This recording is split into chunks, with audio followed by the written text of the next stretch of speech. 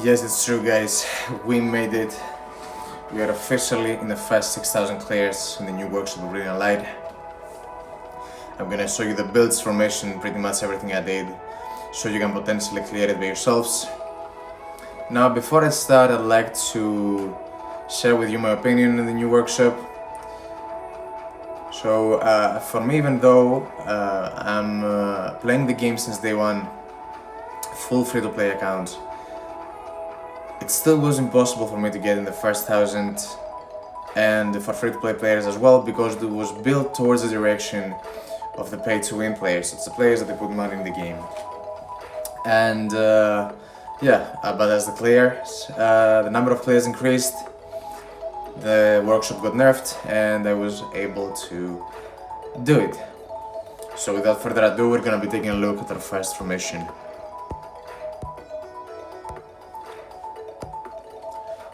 There we go. For hunters I used Son Ki-hoon, Cien or Igris and Isla Right. Shadows, Igris, Euros, Beru, and Jugmund for Remnant Power.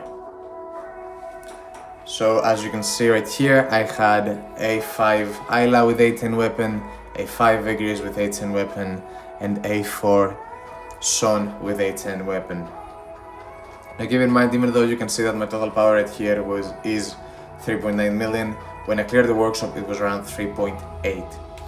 So you don't have to worry if you don't have 3.9 million power, you can do it with 3.8 and probably even with a bit less. For Suns and Wu weapons I used our brand new weapons, Transfiguration Key and Winchester Rock.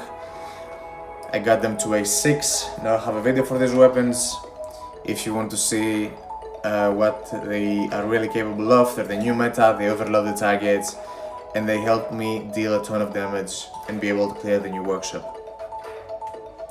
Now when it comes to artifacts, I used the brand new sets as well. 8-piece Architect set on Suns and Wu, 8-piece Glorious Arrogance on Son, Campus Obsession 8-piece set on Igris, and 8-piece Noble Flesh on Isla. I also have a video about these artifacts, and if you want to see what they really do, take a look at it as well. The buffs they provide are huge, the total power they give is enormous, and they were the key to beat the new workshop. So that's all there is to it. Moving on, we have our skills. So for skills I used Darkfall for ultimate skill, the mythic version, Silent Strike. Even though I now have the legendary version, when I cleared the workshop I had the heroic, so don't worry if you don't have the legendary, you can do it with heroic as well. And here mythic version of Magnifying Slashes. That's all for the left side, and when it comes to the right side I got Squall and Surprise Attack. Moving on, we have the blessings. I used Sharp Perception, Weakness Detection, Reawakening and Pulverize on the left side, and Candy Art's Blessing, Kazaka Steel Scale, Daily Quest Completion and Life on the right side, so that I would be able to survive longer and not worry too much about dodging the attacks. Last but not least, we have the cores. So I put as many level 20 cores as possible so that my total power can increase and is up to match for the new workshop. Now you really want to build your Suns and Wu correctly, and then just put the right sets on the hunters and have the total power that is required to clear the workshop. So before we close this formation, I'm gonna show you my Shadow army. Right now is around 1.8 million, but when I cleared the workshop it was around 1.75. And of course my Suns and Wu stats. So as you can see right here I have everything on strength. I have 68,000 attack and 20,000 crit rate, 200% crit damage and 30% defense penetration and damage increase.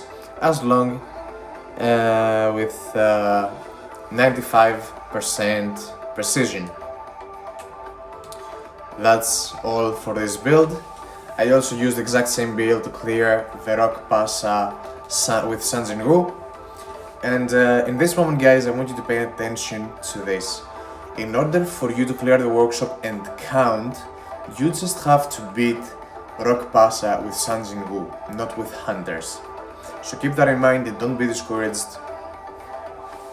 You just have to clear it with Sun Jin-woo and you'll be fine.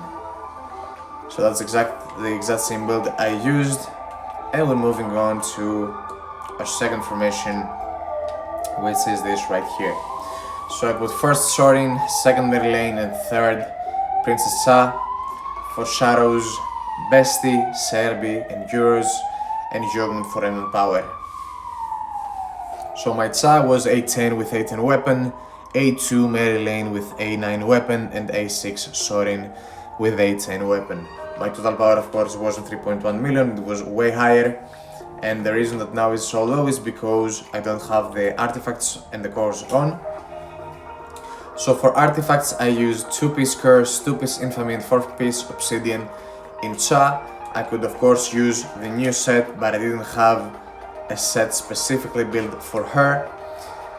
In this formation, you have to build right your damage dealer, and when it comes to the remaining hunters, I just put exactly what I had on Son Ki-hoon and Igris, on Sorin and Merlane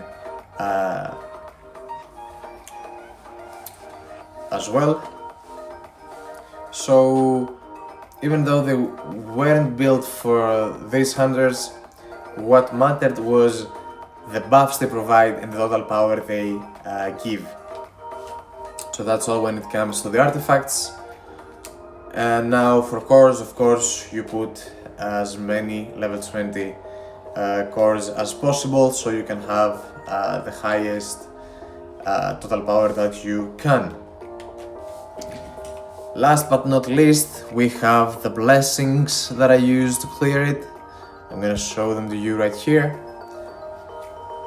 So I had monster defense decreased by 3.6% and I got it 3 times. Monster's damage taken increased 5.3%. Critical hit damage increased by 12% and ultimate skill damage increased by 40%. So that's all about this formation.